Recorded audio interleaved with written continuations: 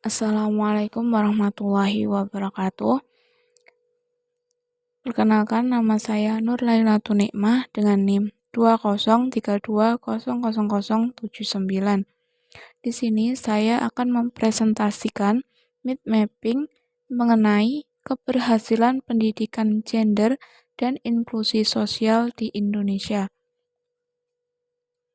Pendidikan inklusi merupakan suatu pendekatan pendidikan yang inovatif dan strategis untuk memperluas akses pendidikan bagi semua anak berkebutuhan khusus, terutama anak penyandang cacat. Pendidikan bergender sosial inklusi bagi peserta didik dapat dijadikan sebagai wahana untuk memperoleh pengalaman saat melakukan tindakan moral dalam situasi kelas yang beragam. Hal itu dapat dijadikan sebagai komponen strategi pembelajaran karakter melalui pendidikan inklusi dan dapat berpengaruh pada perkembangan setiap peserta didik. Dalam mencapai keberhasilan, pendidikan bergender sosial inklusi tidak lepas dari sebuah kebijakan yang ditetapkan, yaitu salah satunya memiliki pendidik dan tenaga profesional yang dapat menguasai suatu sistem pendidikan bergender sosial inklusi.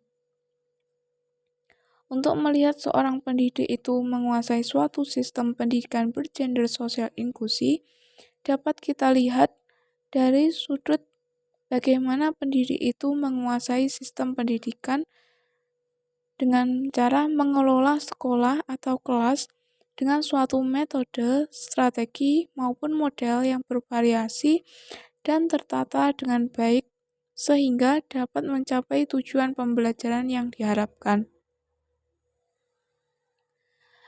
Dalam pelaksanaan sekolah inklusi atau pendidikan gender sosial inklusi mempunyai faktor hambatan yang membuat anak berkebutuhan khusus mengalami tidak adanya keberhasilan dalam suatu pendidikan. Faktor yang mempengaruhi keberhasilan dan keberlangsungan pendidikan inklusi di Indonesia yaitu tergantung pada cara pandang. Berikut ada 2 cara pandang yang melahirkan sistem pendidikan. Yang pertama, cara pandang child as problem, yaitu di mana anak dianggap sebagai sumber masalah. Maka, solusi yang dianggap tepat adalah anak berkebutuhan khusus harus dipisahkan dari komunitas anak-anak pada umumnya, di mana pendidikan yang paling cocok bagi mereka adalah pendidikan segregatif atau sekolah luar biasa. Cara pandang yang kedua yaitu education system as problem, di mana cara pandang ini menganggap bahwa persoalan keberhasilan dan kegagalan dalam pendidikan bukan terletak pada faktor anak, akan tetapi faktor sistem pendidikan yang digunakan. Indikator keberhasilan pendidikan inklusi meliputi tersedianya guru pembimbing khusus yang dapat memberikan program pembelajaran bagi siswa berkebutuhan khusus. Yang kedua, tersedianya sarana dan prasarana bagi siswa berkebutuhan khusus. Sekolah memperhatikan aksesibilitas dan alat sesuai kebutuhan peserta didik. Memiliki program kegiatan yang bertujuan untuk mengembangkan pendidikan inklusif. Itu tadi presentasi mind mapping yang berjudul Keberhasilan Pendidikan Gender dan Inklusi Sosial di Indonesia.